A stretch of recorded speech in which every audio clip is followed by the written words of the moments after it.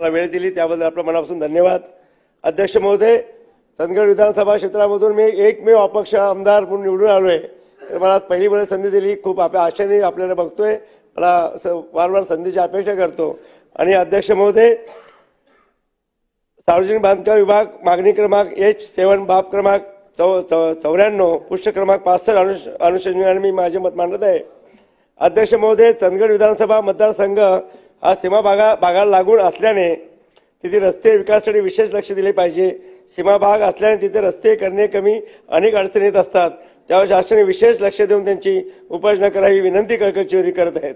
अध्यक्ष महोदय, चंदगड विधानसभा मतदारसंघातील चंदगड तालुक्यातील दुंडगे, माणगाव, हेरे, चंदगड, हल्लारवाडी, बंडुरा व गडहिंग्लज तालुक्यातील निलजी, जरळी व आजरा तालुक्यातील सरोळी, आयनापूर, हारूर व गजरगाव तसेच नेसरी, डोनेवाडी व इनाम, सावडे व कानडी हा 50 वर्षापासून पुराचे प्रबलित असलेले प्रश्न आपण सोडवणे खूप गरजेचे आहेत। आणि वरील पुलाचे बांधकाम आपण अत्यंत थोडंसं एक विशेष बाब म्हणून प्राधान्य देऊन करणं खूप गरजेचं आहे। आणि आमचा हा तालुका 288 मतदारसंघ होता, आता 271 मला बोलू द्या अध्यक्ष महोदय, खूप विनंती करतोय।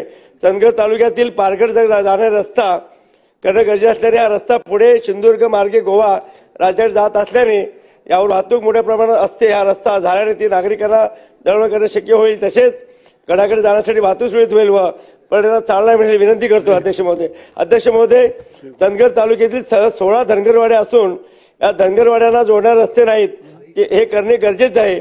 पक्के रस्ते नसल्याने आजही धनगरवाड्यातील नागरिकांना रुग्णांना 5 ते 7 किलोमीटर पायपीट करावी लागते। अशा परिस्थितीत रुग्ण जगेल की शाश्वती नसते, एवढी बिकट अवस्था या भागात आहे। या बाबीकडे सरकारने गांभीर्य लक्ष दिले पाहिजेत आणि पक्के रस्ते केले पाहिजेत, जेणेकरून लोक मुख्य प्रवाहात येतील, रुग्णांना वेळेवर दवाखान्यात पोहोचू शकतील, इतर भागातील दळणवळण होऊ शकतील, दवाखाने होऊ शकतील। अध्यक्ष महोदय, आजपर्यंत MBBS एक डॉक्टर आहे अध्यक्ष महोदय, आमची अवस्था जरा ऐकून घ्या अध्यक्ष महोदय। आज MBBS चंदगड एक डॉक्टर आहे अध्यक्ष महोदय आणि सीमा भाग असल्या कारणाने हमेशा दुर्लक्ष झालंय।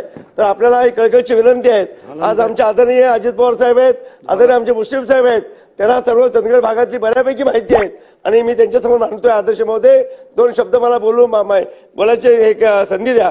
अध्यक्ष महोदय, माझ्या चंदगड विधानसभा मतदारसंघातील चंदगड तालुक्यातील कोलीगाव हे कोलीगाव कर्नाटक सीमेलगत आहेत। या गावातून चंदगड अंतर 60 किलोमीटर आहे। या गावाला जोडणारा रस्ता 70 वर्षापासून प्रबलित हा झालेला नाहीये। अशा अवस्थेत रुग्णांना वेळेवर उपचारासाठी दाखल करता येत नाही, ही गंभीर बाब आहे।